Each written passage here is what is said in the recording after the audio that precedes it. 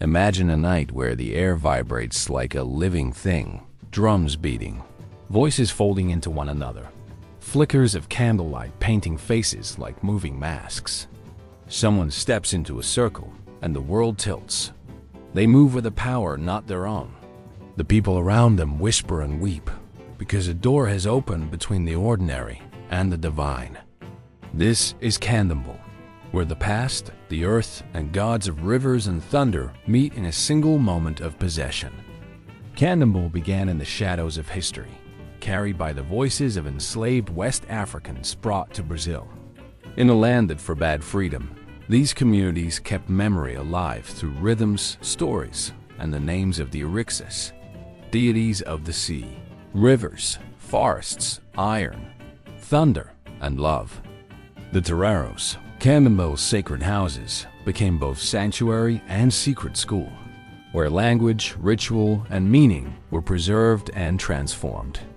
The religion's survival is a story of endurance, a religion reborn from loss and made resilient by artful ritual. Walking into a terreiro is like stepping into a different architecture of time. There's a courtyard, an altar laden with offerings, fruit, flowers, candles, sometimes the scent of cooked palm oil. The center is a clearing for dance. Along the edges, drums rest on the earth like sleeping beasts. The priest or priestess, the Pai de Santo or Mi de Santo, tends this space, holding and passing on what practitioners call acts, a vital spiritual power that flows through people, objects, and rituals. Maintaining acts is the whole work of the community, nourishment for the gods and for human life. Music is the key. Specific drum rhythms, called toques, are like calls to particular Orixás. There are master drummers who know which rhythms wake which deity. Drummers and lead singers recite sacred songs, pontos, that narrate the Orixás' lives. As the music tightens and the tempo changes, the air thickens. Congregants chant and dance, and some enter a trance state. These trance moments, sometimes called incorporación, spirit incorporation, are not chaos, but skilled ritual. The community knows when to call the god, when to quiet, when to make offerings. To witness an Orixá descend into a person is to watch identity temporarily rearrange itself. The person who is touched may shift their posture, their voice, the cadence of their movements. They might speak as if remembering things they never learned. In Candomblé, this is less about losing oneself and more about hospitality. Humans invite a god into their body so that the god can advise, heal, punish, or bless. Those moments are handled with deep care. The community reads what the Orixá wants through gestures, speech, and patterns. Scholars stress that possession in Candomblé is culturally patterned and purposeful, not random. Every Orixá has tastes. One prefers honey and river shells, another red palm oil and roasted yams. Offerings are precise, not casual gifts, but negotiated exchanges that must be performed correctly to maintain balance. There are taboos too. Certain foods, colors, or actions are restricted for people linked to particular Orixás. This moral ritual code governs daily life, diet, direction of travel, and even family relationships can be shaded by the Orixás' expectations. At the center is a principle of reciprocity. The Orixá gives power and protection. Humans give respect and offerings. Under colonial pressure, Candomblé adapted.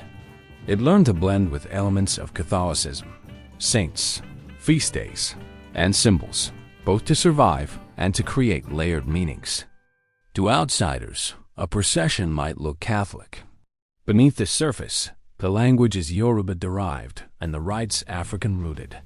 That blending sometimes led to conflict with authorities, so terreiros developed traditions of discretion. Some rituals are open to visitors, but the heart of initiation and certain sacred songs remain protected and transmitted only within the lineage. This cultural caution preserved a deep continuity across generations. Candomblé rituals do many things. They heal emotional and spiritual wounds, settle disputes, provide rites of passage, and reinforce belonging. The Orixás are active in everyday life. People petition them for fertility, success, protection, and justice. Researchers have documented how belonging to a terreiro can strengthen mental health, social support, and identity, especially for communities historically marginalized. Terreiros are not isolated temples, but social hubs where cooking, childcare, and political conversation happen alongside the sacred. Picture a large festival in Salvador. The sun has not yet set. Women in white move like waves along the courtyard. Children place offerings of flowers and fruit at an altar. Drums begin, low and then rising. The lead singer calls a name, Oxum, and the drums answer with a rhythm like water over stone. One young woman walks into the center, her breath steady. As the tempo changes, her shoulders soften. Her smile is not her own. She speaks in a voice older than her, asks for calm, blessing, a lost relative's return. The crowd whoops and weeps. An elder interprets. Oxum asks for a promise, a life turned toward generosity. After the god steps away, the young woman laughs and cries, and the community knows she is different now. Anchored to a lineage, to a name, to a god. Candomblé's rituals are captivating because they make visible the human hunger for connection to ancestry, nature, and meaning. They show how a people reclaimed voice and power through music, movement, and myth. Scholars, travelers, and devotees all sense something profound. These ceremonies are not only religious acts, but living stories where identity is narrated and re-narrated every time the drums beat. If you ever stand outside a terreiro on a night of ritual, you will hear more than sound. You will hear a people conversing with their past, negotiating life with the gods of rivers and iron, and keeping a fragile world in balance. Listen closely and remember, what looks like music is also a language. What looks like dance is also a map. And what looks like possession is, in truth, a council between human hearts and ancient powers.